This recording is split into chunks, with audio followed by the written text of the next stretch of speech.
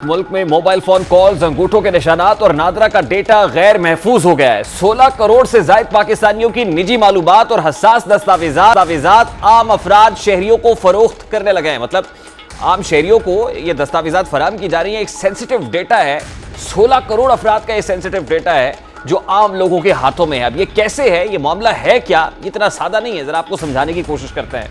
चंद 100 रुपए देकर किसी भी फर्द की कॉल हिस्ट्री, उसकी लोकेशन, अंगूठों के निशानात, शनाख्ती कार्ड्स और फैमिली ट्री रिकॉर्ड हासिल किया जा सकता है। यानी वो कोई भी शख्स है, उसके फैमिली मेंबर से मुतालिक डिटेल्स आप जान सकते हैं, उसका मोबाइल नंबर, उसके घर का एड्रेस और उसके एड्रेस के साथ साथ उसकी लाइव लोकेशन आपको पता चल जाएगी कि वो शख्स इस वक्त कहां पर मौजूद है।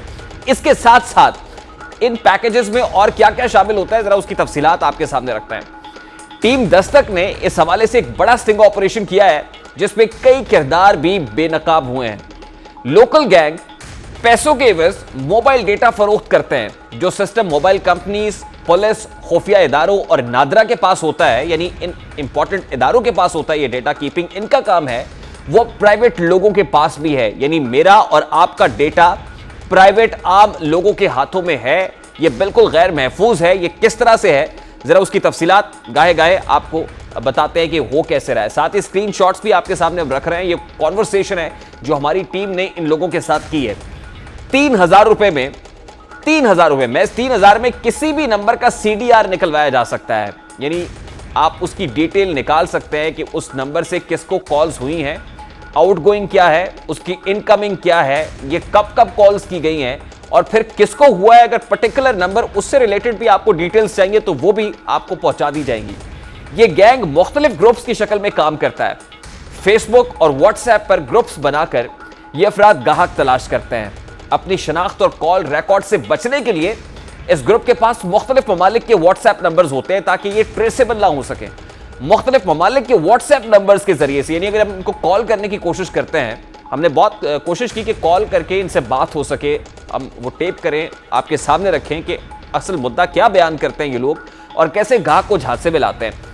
अब जब कॉल करते हैं तो कॉल करने पर ये नंबर्स बंद मिलते हैं। व्हाट्सएप पर ये अफराद मुसलसल जवाब देते रहते हैं। यानी अगर आप उनको कोई टेक्स्ट मैसेज भेजते हैं तो ये प्रॉम्प्ट रिस्पॉन्स, फौरी तौर पर उसका जवाब देते हैं। सबसे पहले ये अफराद मोबाइल अकाउंट्स नंबर पर पैसे मांगते हैं। सबसे पहले तो कहते हैं जी कि इस पैकेज के तहत जो तफसील आपको चाहिए, इसके इतने पैसे बनते हैं, ये पैसे हमें आप ट्रांसफर कर दें। पैसे भेजने के बाद उन्हें ट्रांजैक्शन का स्क्रीनशॉट भेजा जाता है। यानी उन्हें तसल्ली दी जाती है कि ये पैसे आपके अकाउंट पे मुंतकिल हो गए हैं, जिसके बाद ये अफराद 4 से 6 रोज में मतलूबा रिकॉर्ड फराहम कर देते हैं। 4 से 6 दिन मांगते हैं और कहते हैं कि आप तक ये रिकॉर्ड पहुंच जाएगा।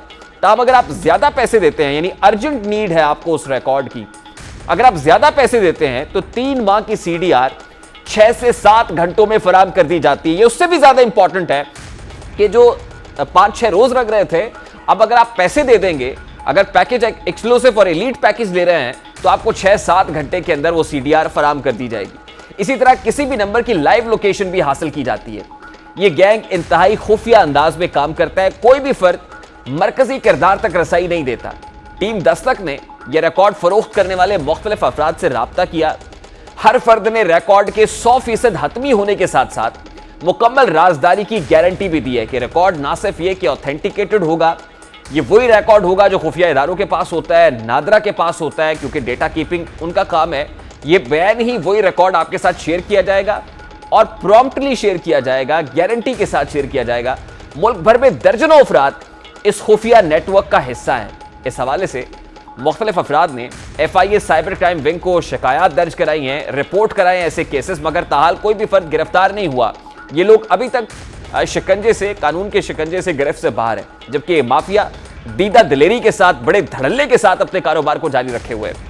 इस गैंग ने टीम दस्तक के साथ अपनी रेट लिस्ट भी शेयर की है और इस रेट लिस्ट के मुताबिक आप पाकिस्तान में होते हुए किसी भी शहरी के बैंक की तफसील, अब ये जरा गौर से सुनने वाली है कि आपको क्या क्या मिल रहा है इस पैकेज के अंदर। पाकिस्तान में किसी भी शख्स के बैंक अकाउंट की डिटेल्स आपको मिल जाएंगी कि उसका बैंक अकाउंट किस बैंक के अंदर है, उसमें कितने पैसे पड़े हुए हैं, कितनी ट्रांजैक्शन उसके अंदर हुई है हालिया, ये सारी तफसीलात उसके बैंक अकाउंट की ये आपको फराहम कर दी जाएंगी। गाड़ियों और दीगर जायदाद की तफसीलात, यानी उसके एसेट्स क्या हैं, कितनी गाड़ियां उसके पास, उसकी जायदाद कितनी है, ये तफसीलात जो FBI के पास होनी चाहिए है, वो सारी तफसीलात एक प्राइवेट शख्स आपको फराहम कर देगा। किसी भी फर्द के अंगूठे का निशान यानी उसके फिंगरप्रिंट्स, उसके थंब इंप्रेशन, वो भी आपको फराहम किया जा सकता है। और अगर आप अंदाजा लगाइए कि थंब इंप्रेशन आपके पास है किसी भी शख्स का बायोमेट्रिक्स में, आप उसके नाम के सिम भी निकलवा सकते हैं। आप उन निशानात को गलत तरीके से किसी भी जगह पर इस्तेमाल कर सकते हैं, क्योंकि फिंगरप्रिंट, थंब इंप्रेशन उस शख्स का है और रिकॉर्ड आपको मिल रहा है, आप वो इंसर्ट कर रहे हैं, तो ऑब्वियसली नुकसान किसको पहुंच रहा है? उस शख्स की साख को पहुंच रहा है जिसका थंब इंप्रेशन इस्तेमाल हो रहा है। और दस्तावेजात उससे जुड़ी हुई जो हैं वो भी आसानी से हासिल की जा सकती हैं। इसी तरह किसी भी शख्स के नाम पर मोबाइल फोन सिम भी आपको मिल जाती है, यानी मोबाइल फोन सिम आपको चाहिए लेकिन वो आप अपने नाम पर रजिस्टर नहीं करा रहे। आपको पता है बायोमेट्रिक सिस्टम है, आपको खुद जाना पड़ता है, एक आईडी कार्ड के ऊपर 5 से ज्यादा सिम्स नहीं हासिल की जा सकती, तो आप किसी दूसरे शख्स के नाम पर उसके आईडी कार्ड के साथ एक सिम आप हासिल कर सकते हैं। लाहौर में मौजूद शख्स के नाम पर ओकाड़ा में सिम रजिस्टर हो गई। इस तरह के बहुत सारे केसेस होते हैं। लाहौर में का शहरी था और उसकी जो सिम है वो ओकाड़ा की रजिस्टर्ड है। इस रजिस्ट्रेशन का तस्दीकी मैसेज मौसूल होने पर शख्स को इल्म हुआ। मोबाइल फोन कंपनी से जब राब्ता किया तो कंपनी ने मामले से लाइलमी का इजहार कर दिया कि कंपनी के पास तो ऐसी कोई इंफॉर्मेशन नहीं है, कंपनी ने तो ऐसा नहीं किया है। अब मोबाइल फोन रिकॉर्ड कौन फराहम करता है? बड़ा इंपॉर्टेंट सवाल है।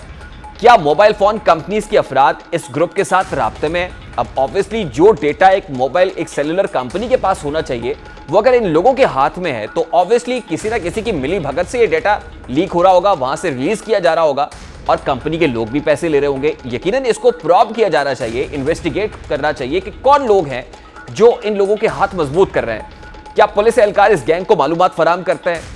कौमी शनाख्ती कार्ड और नादरा के डेटा तक इस गिरोह की रसाई कैसे है? अगर नादरा के डेटा तक इनकी एक्सेस है तो ऑब्वियसली नादरा में बैठा हुआ कोई शख्स ये डेटा फराहम कर रहा होगा, या फिर ये लोग हैकर्स हैं जो नादरा का डेटा हैक कर लेते हैं। अगर ये तो उससे भी ज्यादा बड़ी अचंभे की बात है और उससे भी ज्यादा खतरनाक बात है कि अगर ऐसा है तो फिर 22 करोड़ पाकिस्तानियों का डेटा महफूज नहीं है।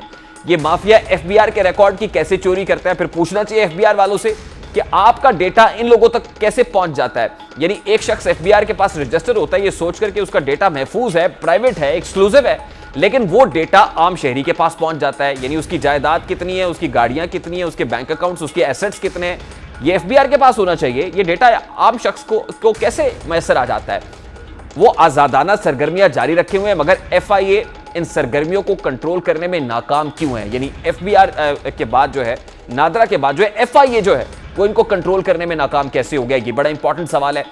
टेक्नोलॉजी में तब्दीली के साथ जराइम का अंदाज भी बदल चुका है। जैसे जैसे टेक्नोलॉजी एडवांसमेंट हो रही है, जुर्म की नौयत, उसकी कैफियत भी बदल रही है, उसमें भी एडवांसमेंट आ रही है। सवाल यह है कि साइबर क्राइम पर कैसे काबू पाया जा सकता है? हमारे यहाँ साइबर क्राइम लॉज जो हैं वो तो बना दिए जाते हैं, उनकी इंप्लीमेंटेशन कहाँ है?